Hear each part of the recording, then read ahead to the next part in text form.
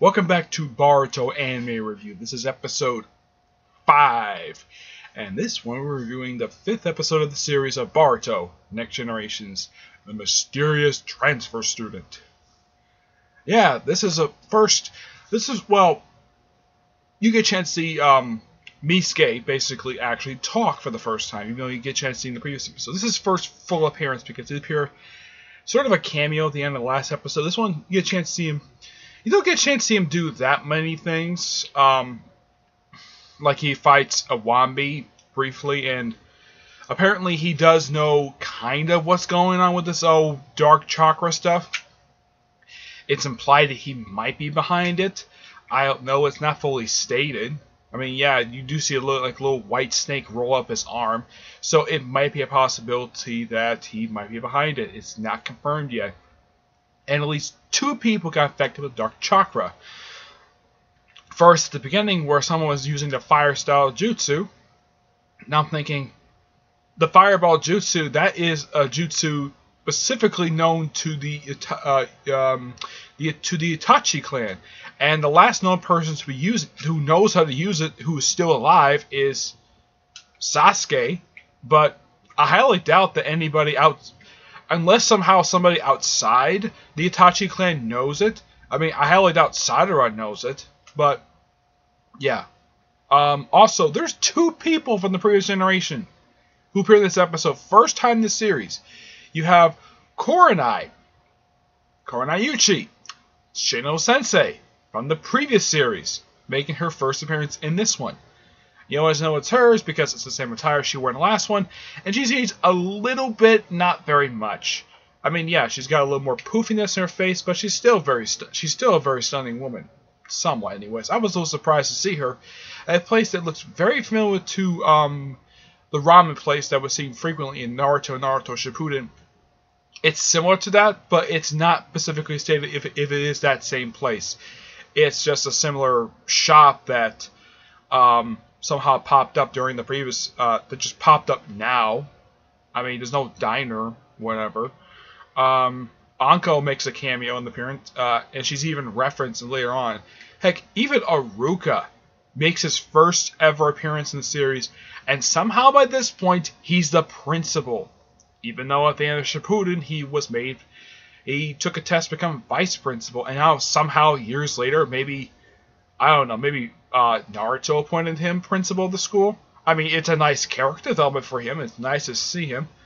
But even though, yes, I'm not a big fan of Aruka, but I was still happy to see him. First time he appeared in the series. And this episode basically had a lot of focus not only on Misuke, but also on Shino. A lot of focus on Shino. Basically leading into what's going to go on in the next episode, which I'll talk about in a few minutes. But mainly, it's just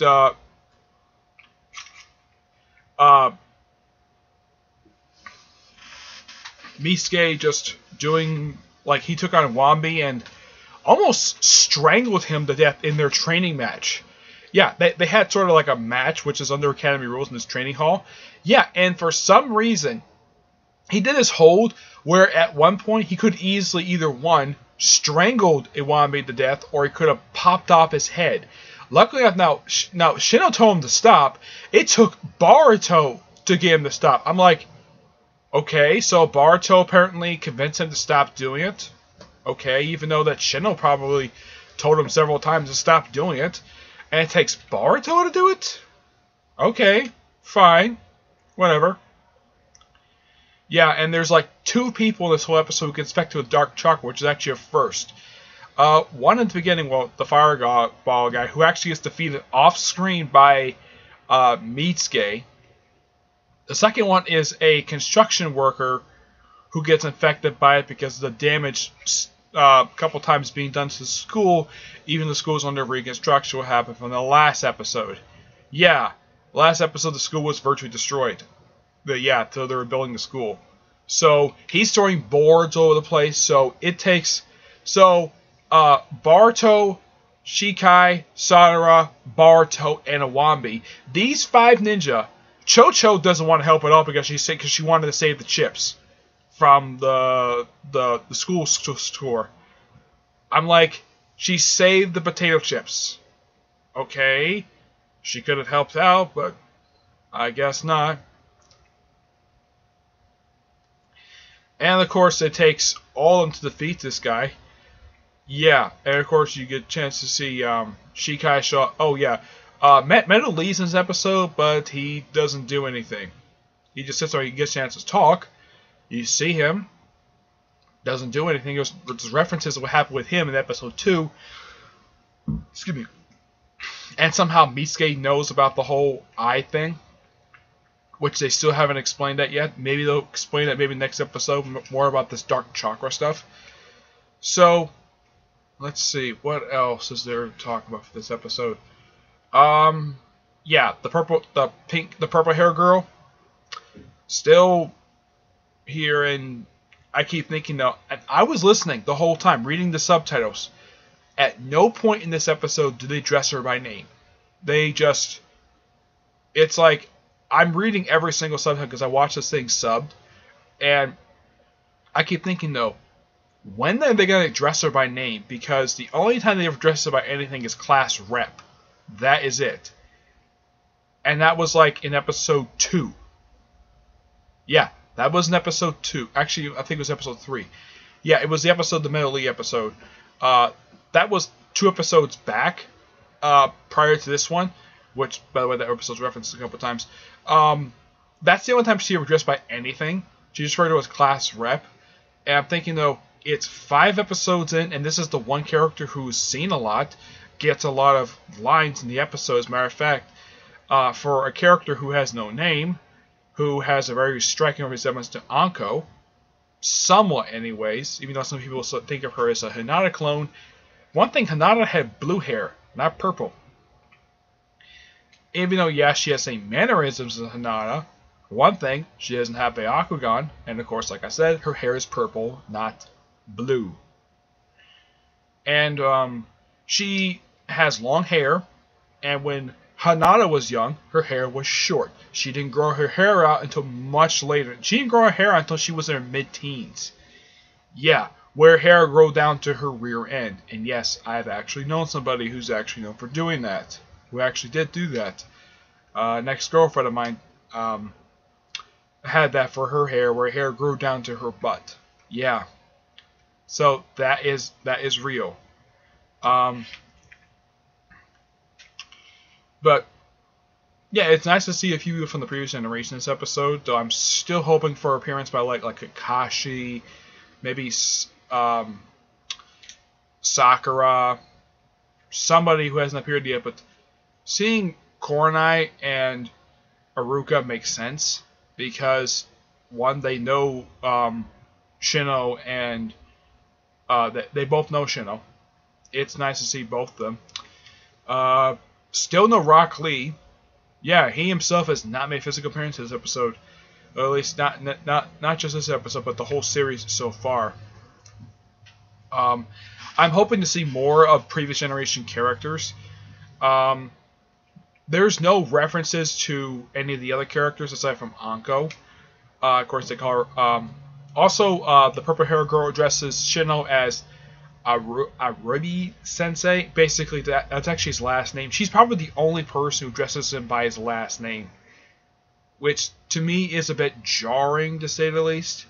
Now I get Kohan teaches by the last name. Usually have Mr. or Mrs. next to it, not called by whatever name in Sensei. I'm not used to that, but I don't think, as far as I know, he hasn't complained about being addressed by his first name. People call him Shino Sensei. Yeah. What else? Let's see. I'm trying to think, though. Was there anything else? Some of the characters didn't do much in this episode. I mean, aside from Shino and Mitsuke, and of course Boruto and Awambi, and of course Shikai, who does get some things to do in these episodes, but not a lot. I would say that Rock Lee had pretty much nothing to do in this episode. So it's a good advancement of the plot this episode. But I gotta point this out. The whole thing with the Sound Village thing. Now, they do reference the fact that they do reference Orochimaru, not by name, for some reason. Yeah, say they was founded by a guy who wanted to destroy the Hidden Leaf Village. Yeah, that happened during the Chunin exams.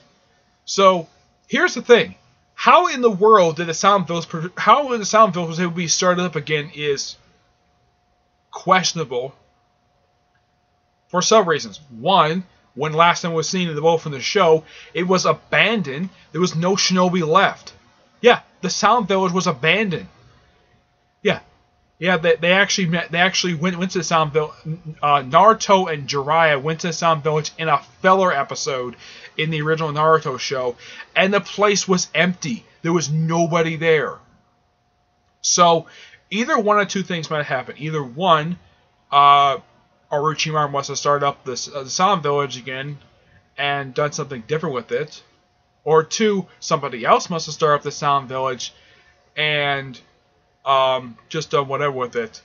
And also, is it just me, or is Misuke acts a little bit like Sai? Yeah, he does the whole smiling thing a lot. The whole, yeah, I think it's a fake smile. He's somewhat emotionless in a way. Though he acts like, though I showed the previous next episode, he acts a bit surprised to see Shino act the way he does. Who, by the way, Shino was actually the third person who gets affected by the Dark Chakra in the same episode. Like, 3 people? Wow.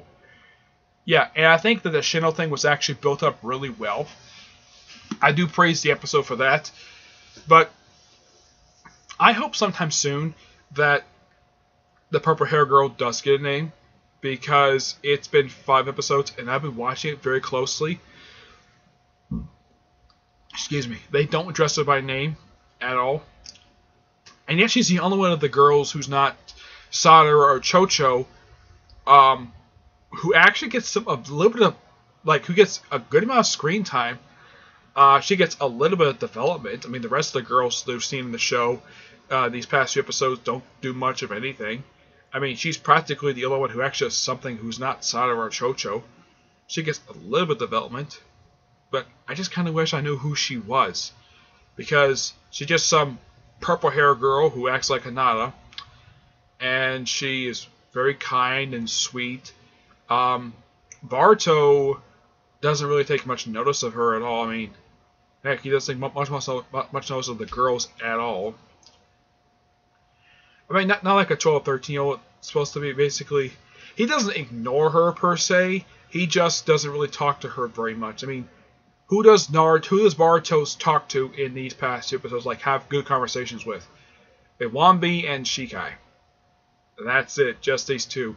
Oh, Inojin does show up in the episode, but for some reason, this is actually the first time I've actually seen this. The guy's got no lines. He's the only one of the named characters who actually does make appearance, who actually is part of the regular new cast of characters, who in this episode has no lines. You see him, but he's got no lines at all. Heck, there's this one girl who wears a little bit of cover for her. She's got look like she got orange hair, I think it is. She's the only other girl, aside from Sadara, the purple hair girl, and Chocho, who actually gets lines in this episode. And she doesn't wear much clothing anyways, and she does get lines. She's like one of 4 girls who actually get lines. And I don't know who she is either. Maybe later on we might get a chance to see who she is. See where her name is. I mean, she doesn't dress like... She has a similar attire to Anko in a way. But she's got different hair than Anko. I mean, the purple hair girl has more of a striking resemblance to Anko than the other girl does. But yeah. So it's a good episode nonetheless. Next episode is the final lesson, where it looks like Shino's gonna go nuts. Yeah. Something this episode will building up a lot of. Oh, I gotta point this out. Shino, first time you see him in the series, without that stupid visor on his face. Yeah, apparently he does wear shades underneath. And it looks like the shades he wore in part 1. Yeah, it kind of looks like that. Or actually, you know what? I think it's actually the shades he wore as part of his outfit post the last. Yeah, it's the shades from that attire. And then later on, after he's seen that, he puts on these very strange glasses. Like, what the heck? Yeah, it's like star glasses. Like, really? where the heck did he get these things from? Yeah, that by far has not been explained yet. And he's got this weird poofy coat, like where you get that, and he throws a welcome party for Misuke, which, okay, that's fine. And of course Chocho's eating up with the food like usual. It's an okay scene in the episode, the party scene. Yeah.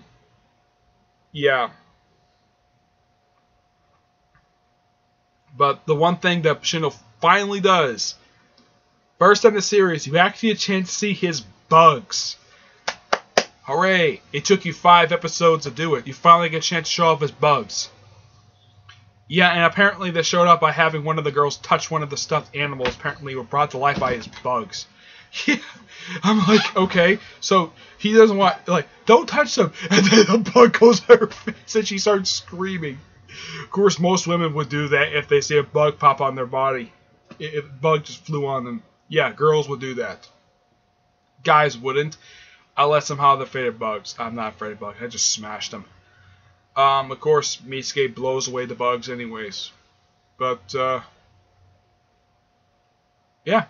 That's really all I gotta say about this episode. It was a pretty decent episode. I mean, unlike last week's episode, which was pretty exciting, this one had a little bit of excitement, not very much. Still kind of wish the purple hair girl get a name. I mean, she's been around for the past 4 episodes, and she hasn't got a name yet. Yeah, and yet we know who Chocho and Sadara are. We know who they are, and they've got not very much development these past 5 episodes. I mean, I would say in the past, I mean, yeah, and of course Sadara does throw some shuriken in the episode, which is nice. So it's a okay episode, but Misuke and Shino are the highlights of the episode overall. And Nikai's in the episode. He doesn't do much of anything. He just talks and just follows Boruto around, stuff like that. But there's no hinting of exactly who's going to show up in the next episode, because all we see at the end of this episode, and this is actually the first one, I got to point this out, another praise for this episode, first episode and on a cliffhanger.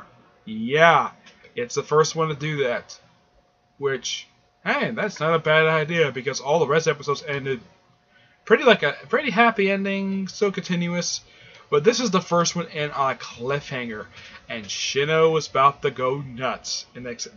I'm surprised they didn't call the next episode Shino Goes Nuts, and yet they called the next episode the final lesson. Even though I heard originally it was going to be called the last lesson, but it's going to be called the final lesson.